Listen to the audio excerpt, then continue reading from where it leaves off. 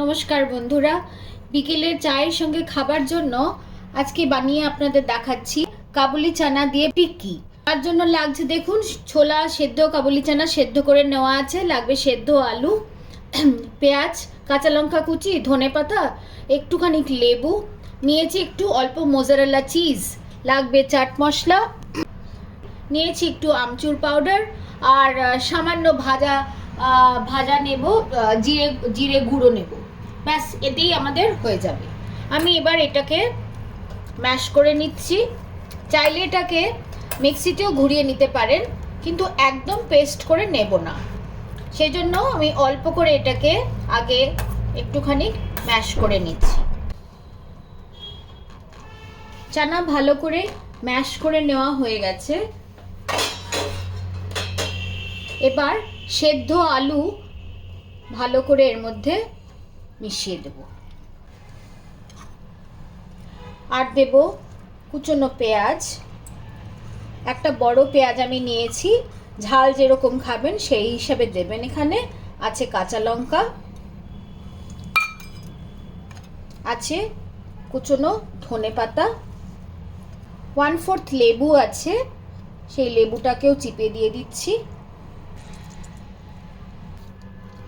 দিয়ে দিচ্ছি এভারেস্টের চাট মশলা 1 চামচ মতন, আর দিয়ে দিচ্ছি আমচুর পাউডার, এটাও প্রায় 1 চামচ মতনই দিলাম। দিয়ে দিচ্ছি লঙ্কার গুঁড়ো, যে যেরকম ঝাল খাবেন সেরকম দেবেন, কারণ আমি কিছুটা কাঁচা লঙ্কার কুচি দিয়েছি।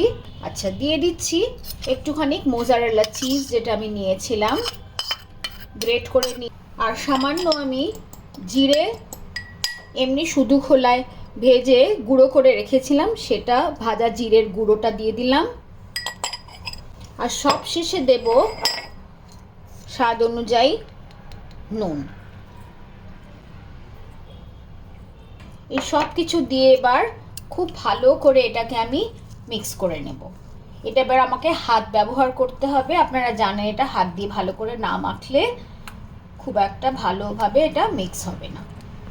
মেখে ফেরত আসছি বন্ধুরা।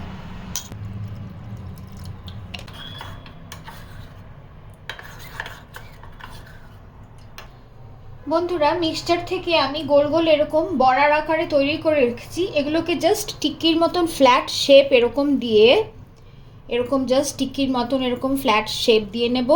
দিয়ে নিয়ে এখানে আমি ময়দার একটা স্লারি তৈরি করে রেখেছি, সেটাতে জাস্ট এরকম ডিপ করে নিয়ে তেল গরম করতে বসিয়ে দিয়েছি।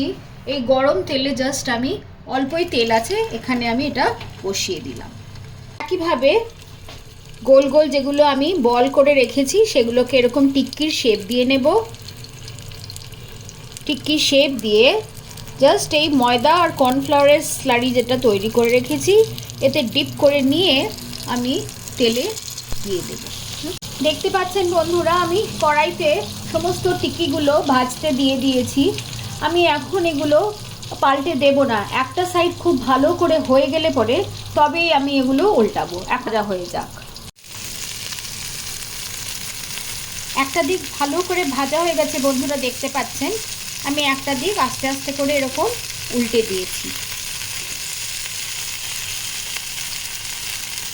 ডিপ ফ্রাই করছি না, এগুলোকে শ্যালো ফ্রাই করছি, আপনারা দেখতেই পাচ্ছেন।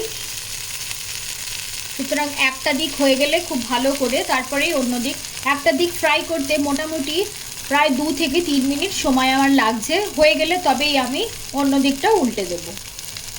কাবুলি চানার টিক্কি রেডি অ্যান্ড সার্ভড। বিকেলবেলা চায়ের সঙ্গে ট্রাই করে দেখবেন, নিশ্চয়ই ভালো লাগবে। খুব সিম্পল কিন্তু খেতে খুবই টেস্টি। আমার মনে হয় আপনারা নিশ্চয়ই একবার ট্রাই করে আমায় জানাবেন। পাশে থাকার জন্য সবসময় আপনাদেরকে ধন্যবাদ। আর লাইক অ্যান্ড সাবস্ক্রাইব করলে তো কোনো কথাই নেই।